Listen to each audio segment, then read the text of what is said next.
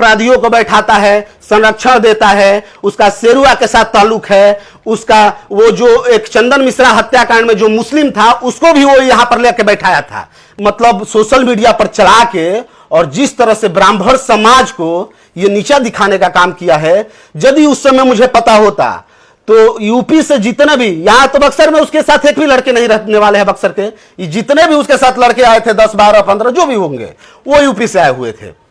दूसरी चीज, उसको और लड़कों को अब समझिए कि मैं जमीन में गाड़ देता वहीं पे। देखिए ये व्यक्तिगत मामला था और व्यक्तिगत मामले में हम लोग इंटरफेयर नहीं करते। यदि व्यक्तिगत मामला होता दो लोगों के बीच में या वो कोई कास्ट के हो तो उसमें हम लोग का इंटरफेयर नहीं होता। लेकिन जिस तरह इस व्यक्तिगत मामले को एक पूरे ब्राह्मण समाज को बदनाम, इस मामले के द्वारा बदनाम करने की कोशिश की गई और जिस तरह नीचा दिखाने की कोशिश की गई, ये बहुत ही शर्मनाक है। तो आप लोग क्या इसमें मतलब मांग रहे हैं? देखिए सबसे बड़ी बात है कि इस मामले की जानकारी किसी को नहीं थी। परसों मैं बैठा हुआ था और विजयदशमी का दिन था, तो कुछ लोगों द्वारा मुझे वीडियो भेजा गया और मैं जब वीडियो देखा तो अब समझिए कि अब उसमें वर्ड ही नहीं है कि मैं क्या कहूँ। उस वीडियो को देखने के बाद पूरे समाज, वो ब्राह्मण समाज हो या क्षत्रिय समाज हो या भूमिहार समाज हो या कोई भी वर्ग हो, यदि इस तरह का वो वीडियो देखा है, जो भी ये वीडियो, वो इसका शिकायत ही किया है, कोई भी इसका तरफदारी नहीं किया है। रही बात प्रिंसवा का, तो हीरोइंची है, बात समझिए, वो हीरोइंची है। उसके ऊपर कभी अभी उसको कुछ चौक के लोग, चौक पर के दुकान वाले कुछ साल पहले मोबाइल का काम करते हैं, उसको बड़ी मार मार के जेल में भिजवाए थे। वो जाकर 100-200 रुपया मांगता रहता है। इस तरह का आप लोग कई वीडियो भी देखे होंगे, उसका वायरल हुआ था। यूपी के लड़के भी उसको इस तरह का बात कर रहे थे। तो जब मैं ये वीडियो देखा तो वीडियो देखने के बाद मैं इनको फ़ोन किया कि ये वीडियो कैसा है, आप प्रशासन को इसके बारे में बताएं, हमको बताएं या समाज के किसी भी लोग को बताएं। हमारे पास बहुत ही राजपूत समाज के लड़के भी फ़ोन किए जो हमारे बहुत ही क्लोज रह चुके हैं। उसमें महेश दत्त सिंह का फैमिली भी है, वो लोग भी हमको फ़ोन किए। इनका उठना बैठना भी वहाँ पर है।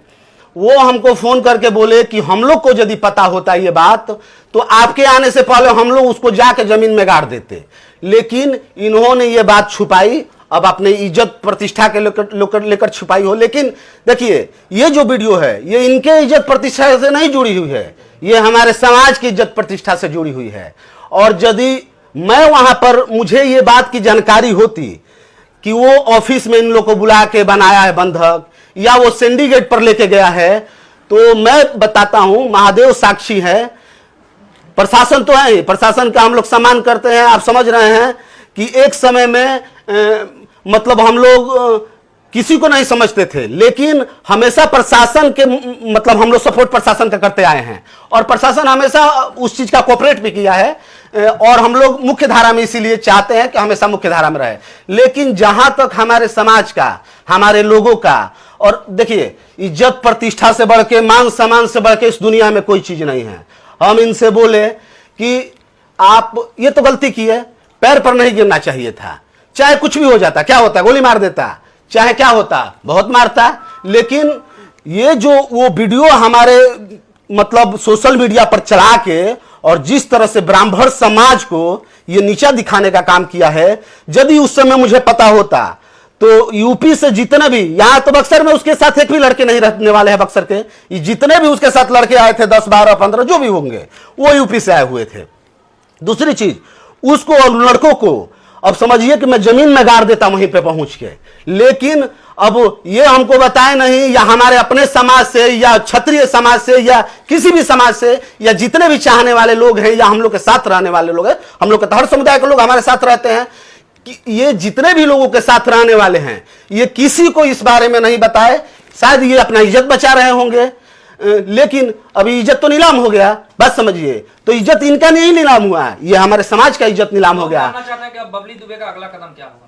देखिए हम लोग, मैं इंस्पेक्टर साहब को फोन किया था उसी दिन, FIR भी एक उस दिन लॉन्च हुआ और तुरंत जो यहाँ के इंस्पेक्टर साहब है बहुत ही अच्छे आदमी हैं, वो तुरंत उसी समय प्रशासन रात के समय में भेजे। ये फुल प्रूफ हम लोग को जानकारी भी थी, उन्होंने जानकारी भी दिया था और यहाँ लड़के भी लगे हुए थे, प्रशासन आया उसको उठा के ले गया, उसको अभी तो जेल भेज दिया है। एक उनमें से जो है नामजद, उसको कल रात में बेल भी मिल चुकी है। देखिए उसको बेल नहीं मिली है।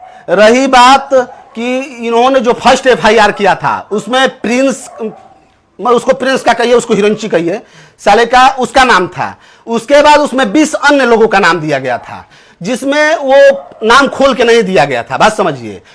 और कल जो दुर्गावती चतुर्वेदी एफआईआर की है, उसके बाद ये घटना के बाद दुर्गावती चतुर्वेदी को शहर में रोका गया है। 8 मोटरसाइकिल, वो लोग 5-7 मोटरसाइकिल से जाकर उनको रोके थे।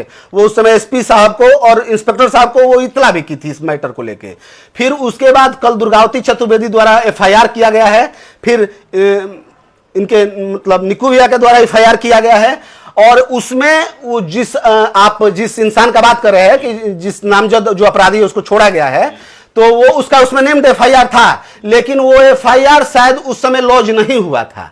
वो जांच का विषय बता रहे हैं। मुझे फिर आज मुझे बात हुई थी इंस्पेक्टर साहब से, वो बोले कि जांच का विषय था, इसलिए मैं उसको छोड़ दिया था। जैसे ही जांच में और जितना नाम दिया गया है ये आता है तो हम सबको अरेस्ट करेंगे। आपने कहा कि प्रशासन का आप सम्मान कर रहे हैं, तो क्या यदि इनके मामले में प्रशासन लापरवाही बरतती है तो आप दूसरे भाषा में समझाएंगे दोषियों को? यदि प्रशासन लापरवाही मतलब बरतेगी तो मैं नहीं, पूरा समाज, यहां नहीं। देखिए मेरे पास हजारों फोन आए, उसी दिन फोन आए थे कि उसके हम लोग दरवाजे पर चला जाए, सैकड़ों की संख्या में लड़के फोन कर रहे थे।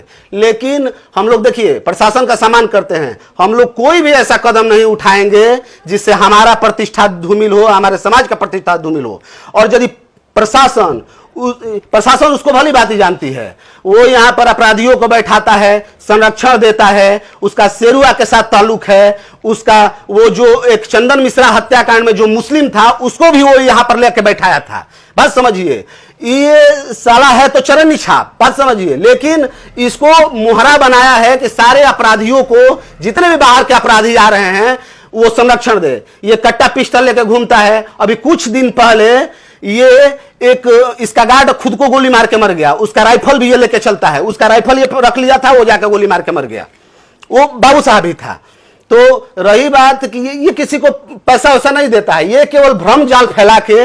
और ये बहुत सारे ऐसे लोग हैं बक्सर में या ये जो एरिया है रामबाग का, कि इसमें ये राइफल लेके घूमता है और लोगों को, यहाँ के व्यवसायियों को डरवाता है ये।